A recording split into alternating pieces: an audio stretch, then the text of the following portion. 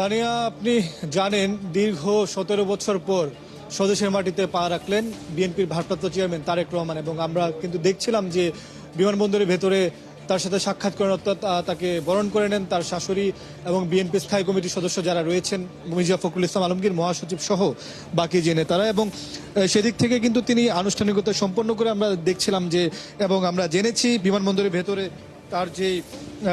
আনুষ্ঠানিকতা রয়েছে বাকি সেগুলো সম্পন্ন করে বিমানবন্দরের ভেতর থেকে অল্প সময়ের মধ্যে বের হবেন, এবং বের হয়ে তার যে গাড়িবহর রয়েছে সেই গাড়িবহর নিয়ে তিনি